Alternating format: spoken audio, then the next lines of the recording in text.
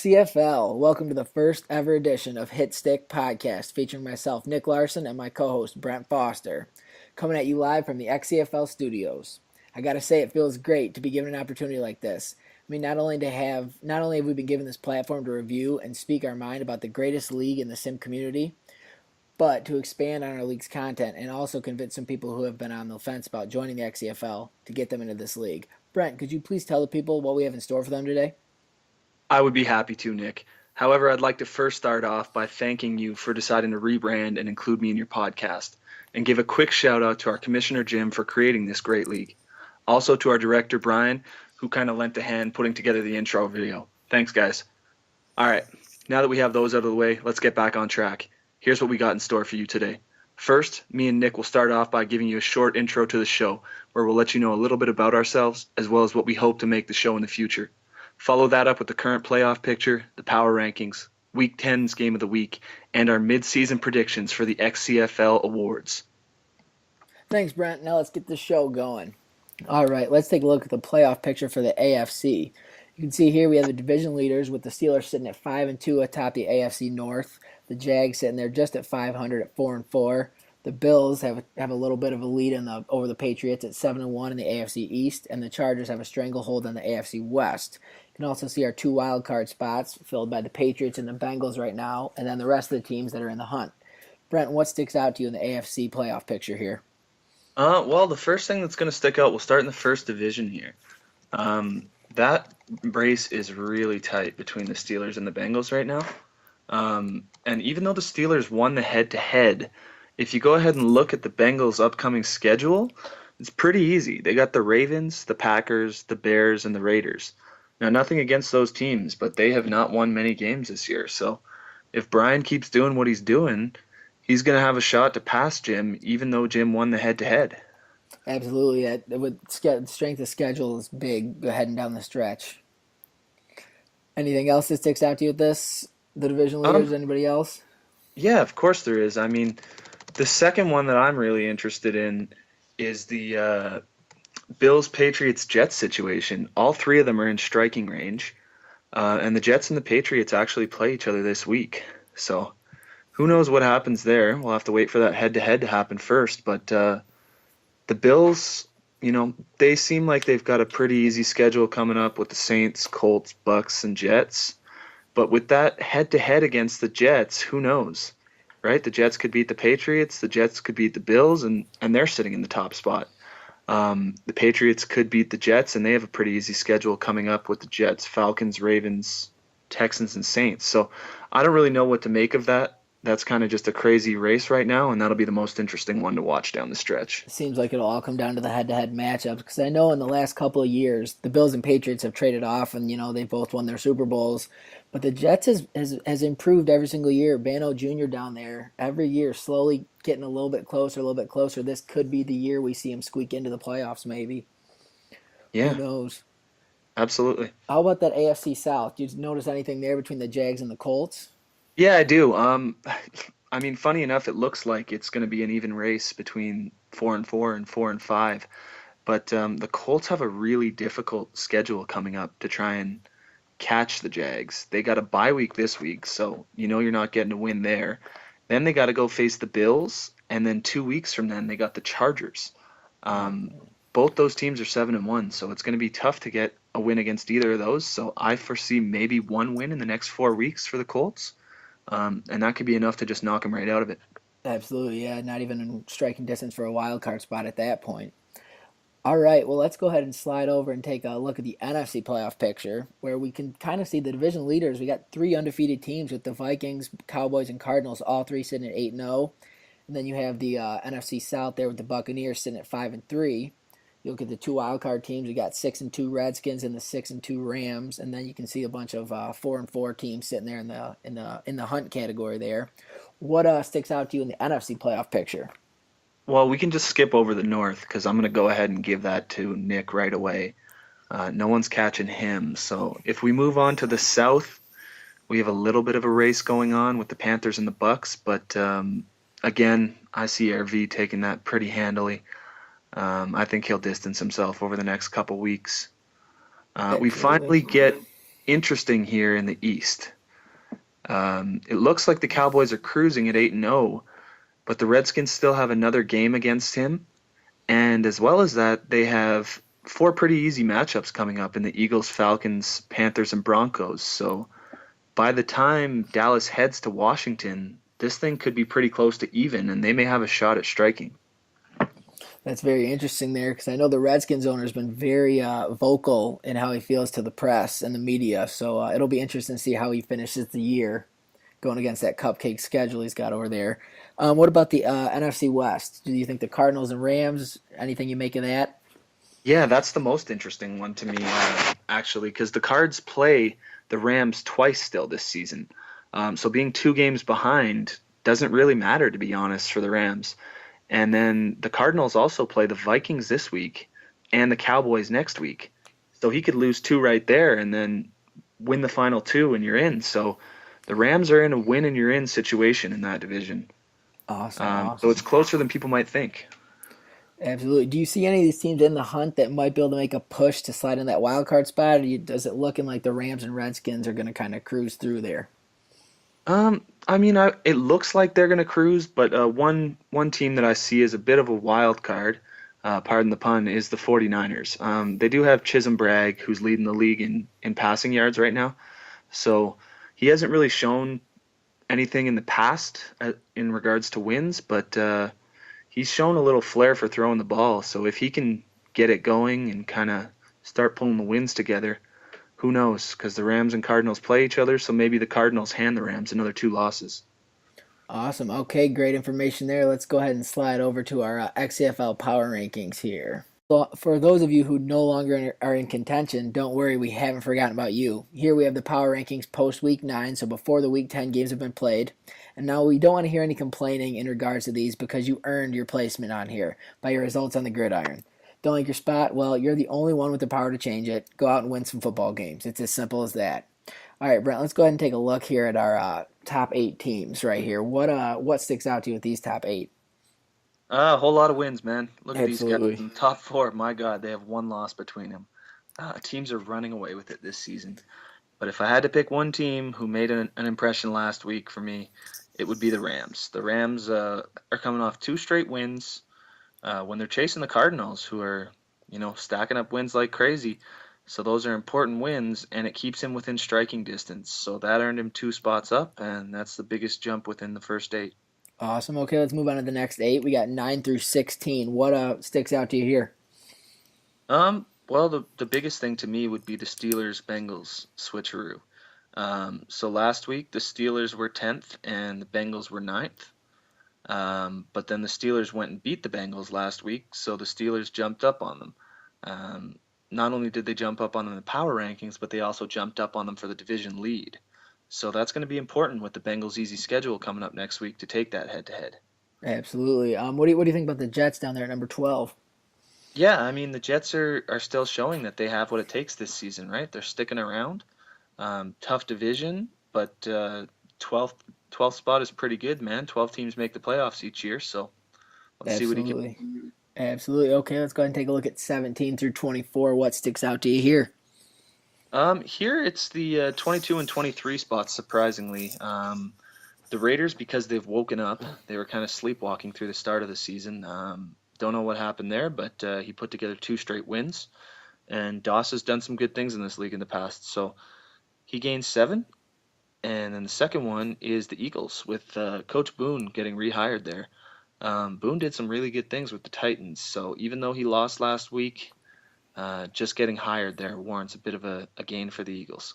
Absolutely. The Raiders are interesting to me because you see Coach Doss lead them to two back-to-back 10-plus win seasons, get the AFC West title, and then this year just starts out, I think, 0-5, 1-6, whatever it was, just really out of it. No explanation for it. And then with Boone and the down there in Philly now, yeah, he's a program changer. He's somebody who can come in, implement his style, and hopefully it'll be fun to watch what he can do down there in Philly. Yeah, looking forward to it. All right, let's go check out the bottom 8 teams here, 25 through 32. What sticks out to you here? Got to be the Bears, man. Not much interesting going on with these teams, being as it is the bottom slide. But the Bears lost their last 2 games, and they're tired of it, man. They went ahead and fired the regime and added Coach Fridge, who has been a pretty successful coach in the past here. So I think he will turn it around, but at 1-7, it's a little too late for this season. So he'll look to next season for sure. Absolutely, you got to be doing something wrong to be below the team sitting there with 0 wins in the Miami Dolphins. Nothing other than they've had a tough schedule so far that earned them that one spot. Absolutely, absolutely. Okay, so we're going to go slide on to our next segment here. It's a little game we like to call Contender or Pretender. I'm just going to throw a couple teams at you. You give a little brief statement about them, and then you can let me know, are they for real or are they a joke?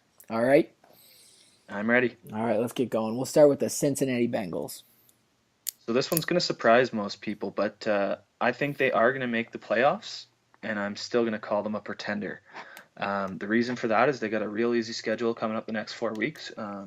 I would probably give them 3 or 4 wins in those next 4 games, and that'll be enough to catch the Steelers in my mind. But at the end of the day, I really don't think they can hold water when it comes to the playoff teams. And for that reason, I don't think they're going to contend once they make the playoffs. Very interesting. A pretender that could possibly make the playoffs. Let's go on to the next team, our New York Jets. Yeah, they're a contender.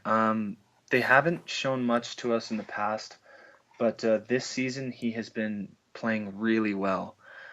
He's finally pulling together those close wins, which was always Beno's problem. He would always lose when it came to the final moment, even though he stuck around the whole game.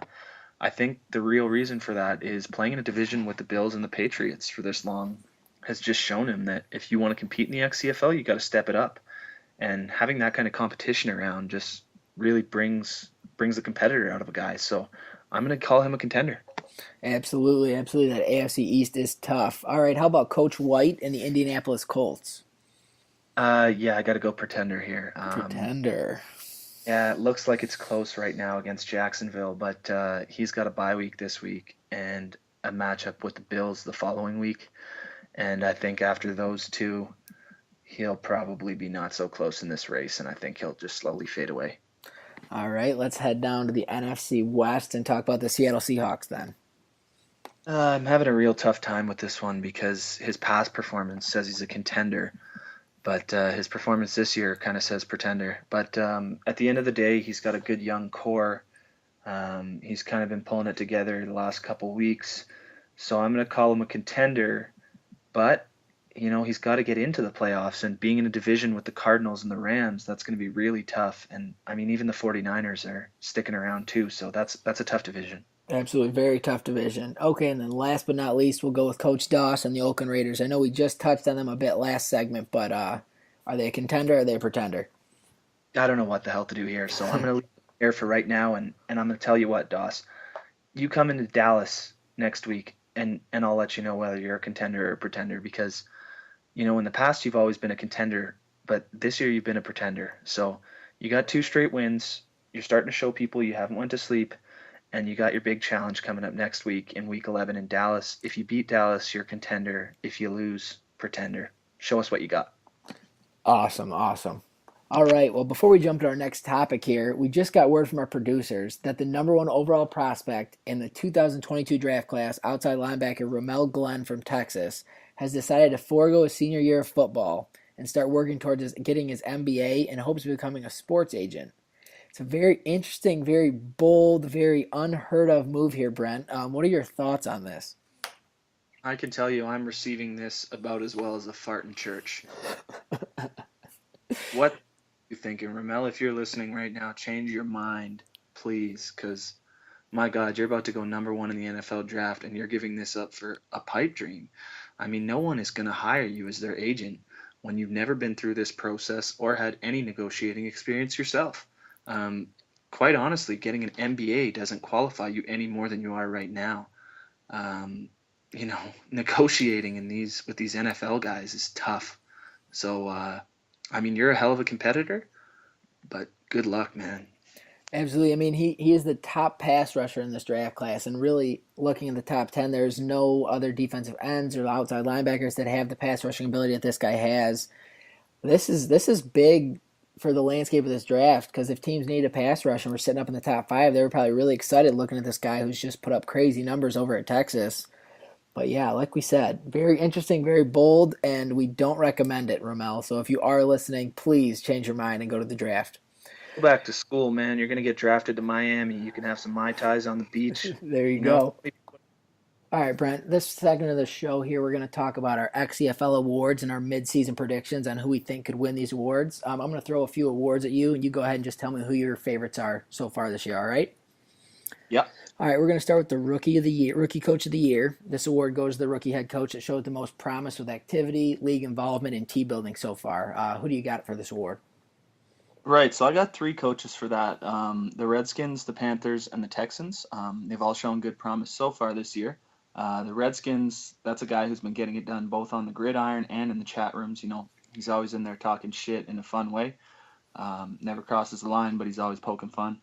The Panthers guy, I mean, he's always in the chat rooms as well, and those articles he's been writing online are really good. So I like to see that in a new guy. And then the Texans guy, even though he's only been here a few weeks, he's really been putting in the work for these first couple weeks. So he's got a bit of a bigger hill to climb since he hasn't done the whole season, but he's got a shot, you know. So if those three work hard the rest of the season, they got a shot at earning my vote. Absolutely, three great choices, that's for sure. All right, let's move on to the Golden Pen. So this is going to be the award given to the member who puts out the most intriguing writing of articles, league-related news. We just want to see guys who are very consistent and create interesting content to be considered for these awards. Who do you got for this award, Brent? All right, so I got one quantity and one quality right now. So the Cardinals guy, he just puts out a lot of articles. They're good. Like, I'm not saying they're bad, but he's constantly putting out articles, and I like to see that because we are a content-driven league. So, you know, for someone to put out as many articles as possible is always good. And then the other guy is the Panthers guy. The Panthers articles, that E60 article, if no one's seen it, you really should go check it out. That was a really good article that he wrote, real interesting, and no one's done anything like that yet. So I like to see that. Absolutely, very creative. All right, and the last award we got here is the big one. We got the Coach of the Year. Who are your candidates for Coach of the Year so far, Brent? Right now I got Brian, Bano, and Al. The reason I'm doing that is because these are guys who always put in the work on the content, the chat rooms. Even though their seasons haven't been going that well, they always put in that extra work.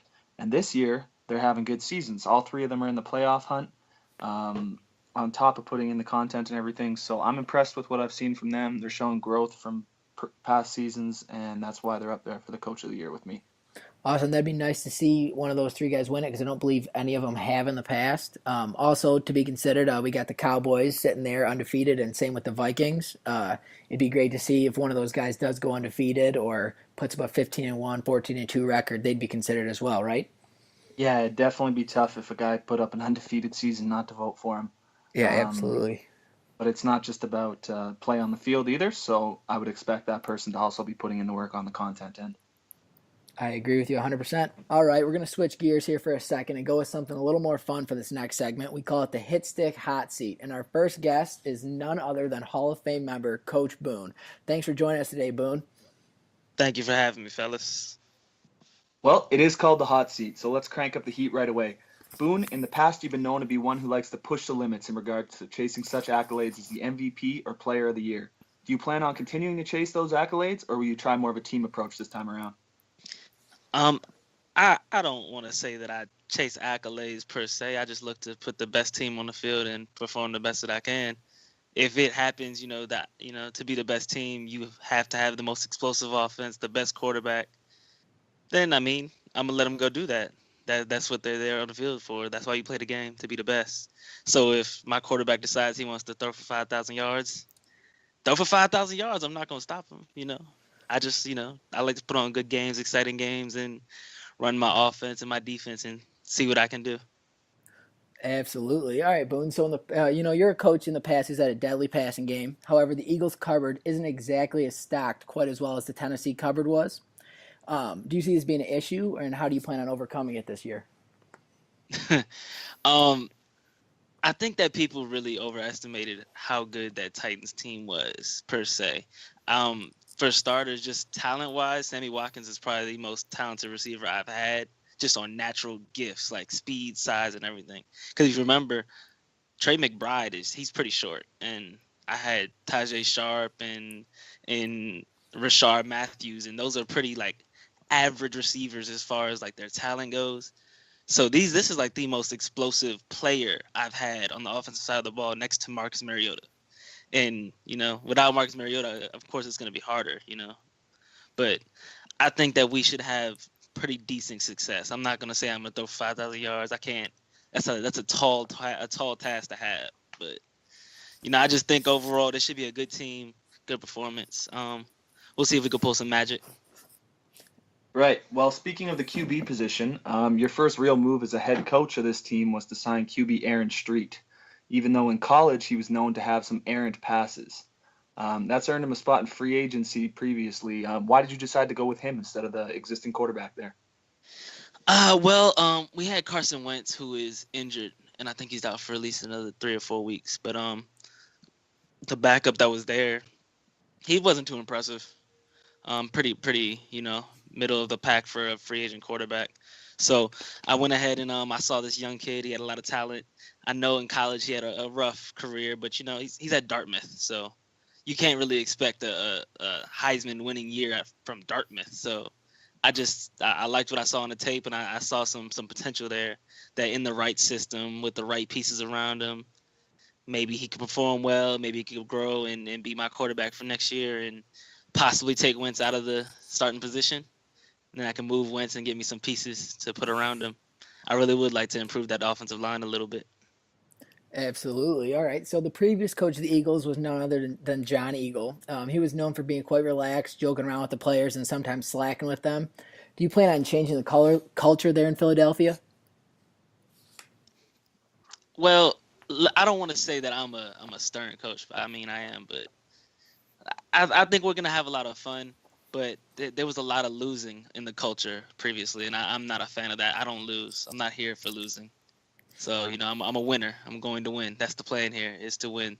And as long as we're winning, we can party and do all that. My players can go out and have a good time, go to strip clubs, whatever they want to do. I don't care. As long as you show up for the game and do well, then we're good. So I think we'll have a different culture in some respect, but still a fun culture.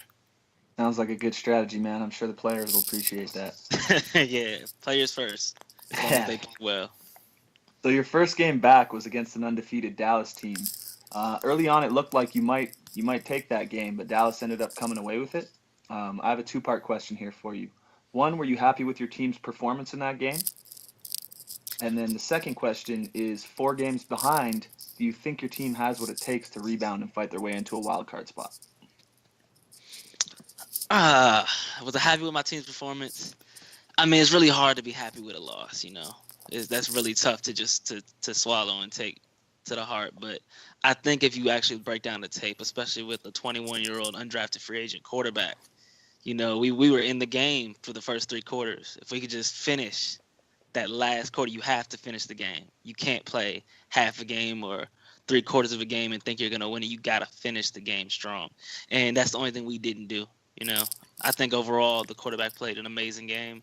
Dallas is a tough-ass team. Oh, my God, they're ridiculous because I threw almost everything I had at them, and they were just too resilient. And then they came with a couple plays when we really needed to come up with the plays. And so, that's just the way the game goes. And what was the second part?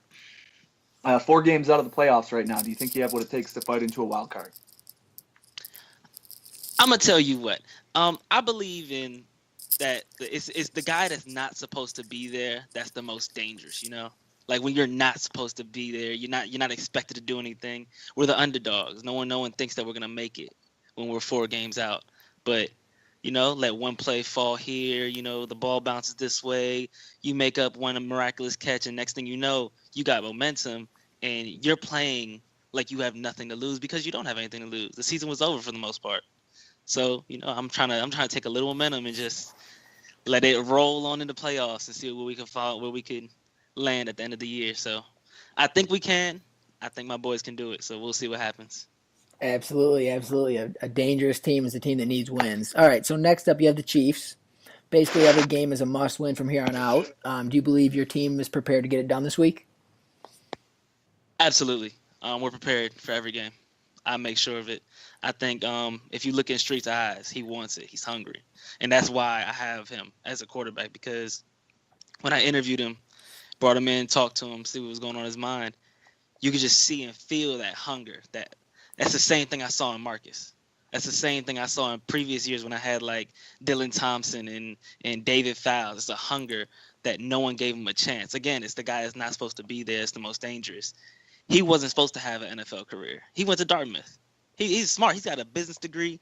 He could go off and make hundreds of thousands of dollars sitting behind a desk, but he loves football. That's why he's here. That's what makes him dangerous. When you love the game like that, it's hard to replace that kind of passion.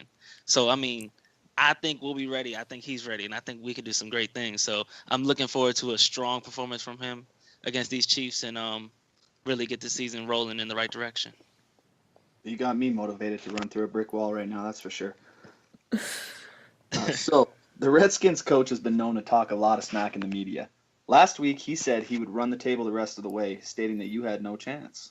Which would satisfy you more, beating the Redskins in Week 11 and proving him wrong, or beating the Cowboys in Week 12 and ruining their undefeated season? Well, let's just address that right there. If you go back and check the conversation, he clearly made the statement before he noticed I was on the schedule. So that's why he got off to saying what he said. He didn't realize who he actually had to play. So with that being said, I think just because of the trash talk, then the competitive nature in me, beating the Redskins would be great. But I know for a fact I can't get anywhere without beating the Cowboys. Like, that's the top of the division. It's top of the conference. Undefeated. God, I would love to put that first loss on that record for him. Oh, my God, that would be amazing. So, I mean, I guess as far as the trash talk goes, I got to say it's the Redskins. But the competitive nature, the wanting to beat that undefeated team, that's probably where it is. So I really can't pick. I can't decide. I want them both, and I want them both bad. Both would be huge wins for your team. All right, Boone, we're going to finish up here. We got a minute to go. So looking back, do you think you should have benched Marcus Mariota against the computer when you're up by those 40 points? To be fair, I did bench him. He did not play the fourth quarter. Okay, The problem technically, is yes. when to stop him from scoring. When was I supposed to stop running my offense? That was the whole issue. So Yeah, absolutely. Well, so would Boone, I go back and change it? Yeah. No. all right, there you have it. All right, Boone, thanks again for joining us. I think I speak on behalf of the whole league when I say we're glad to have you back in the XCFL. You're a fun guy to have around, and we miss your absence. Miss you in your absence. Best of luck with the rest of the season, and thanks for coming on with us. Thanks for having me, fellas. We have our Gatorade game of the week between the Arizona Cardinals and the Minnesota Vikings, two 8-0 NFC teams, both atop their division, both fighting for those first-round byes in the playoffs. Brent, what are your thoughts on this game so far that we have here? Hell of a matchup, man. 2 8-0 teams. Gatorade's getting their money worth on this ad. Absolutely. If you look at this graphic we got here, we got the number 1 and the number 2 rushing offenses in the XCFL. Both these guys know how to run the football. They've done it in the past. Last year, the Cardinals did with Savon Bellamy, set all sorts of records. The Vikings, Deion Gates, the last few seasons has been a touchdown machine. What are your thoughts on the rest of these stats? So offensively, passing the ball, and then defensively, who do you like? I mean, I don't really like either of their passing games, if I'm being honest. I haven't seen much from either of them in the past in regards to passing the ball.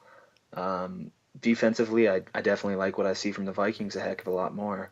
The Vikings are top 5 in the D, so that's going to make a big difference in this game. But it's in Arizona, so we'll see what happens. Maybe the crowd can get into it and get Zeke going, right? Zeke's the kind of player who feeds off the energy. Absolutely. Minnesota does have that pass rush with Danielle Hunter and Nate Straczynski. I can see them getting to Arizona's rookie quarterback, Braylon Ryans, and really causing some trouble, helping out that pass defense and Harrison Smith back there. To our Miller Lite matchup of the week with both the running backs. We got Ezekiel Elliott and Deion Gates, respectively, for the Cardinals and the Vikings. Both these guys have been in the top of rushing every single year the XCFL has been around. Brent, who do you like in this matchup as far as the two running backs goes? Oh, I like them both, man. Zeke is a beast. Came over from Dallas in that trade for Davin Ledyard. That was a great trade for both of those teams, and the Browns got fleeced because they did not get much. It seemed Absolutely not. the other two teams that benefited from that. But I tell you what, Deion Gates, man, he's coming back off that injury. His stats might look like they're lesser than Zeke's, but he's done it in about half the games. I like Deion Gates. Absolutely. Gates is an absolute speedster. Might be one of the fastest players in the XFL, if not the fastest player. Minnesota has rode him for the last 2-3 seasons, and he's put up huge touchdown numbers. I like Gates as well. Not that I don't like Zeke, but I do see the Vikings, if we're going to talk predictions real quick here, I see the Vikings getting off to a quick start, and I see the Cardinals having to play a little bit catch up here, so I don't see Zeke getting as much of a load as we might see Gates getting. But as far as predictions go, Brent, what are you thinking? I agree. I think the Vikings will win. I know it's in Arizona, which is the one factor that kind of contributes to them, but defense travels, and the defense is going to be the difference in this one. Vikings D gets it done. They win. Awesome. Go ahead and here kick off our last segment, which is Brent's All Out Blitz. I'm going to let you kind of take it away, Brent. Introduce this last little segment. Thanks.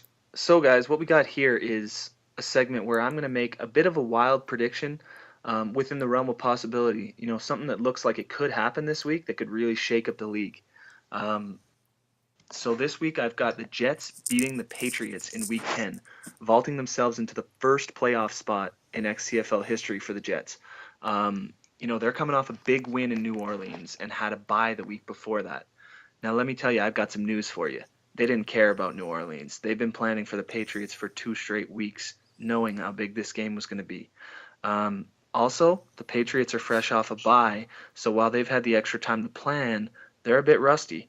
So in this week's All-Out Blitz, I'm putting together this scenario that the Jets go and beat the Patriots and take over that wild card spot. Oh, man, that's a big one there. That'd be a huge win for the city of New York, for Bano. Yost better bring his A game because it's always a close matchup when those two teams play. Well, that's all we got, folks. Thanks for listening. Remember, we do this for you guys, not for ourselves. So if you enjoyed the show, hit the like button, send us a message on GroupMe, and if you have any suggestions or ideas for the show, always feel free to send them to us, and we'll try to work them in. For Nick Larson and Brent Foster, we're out of here. Thanks for listening, guys.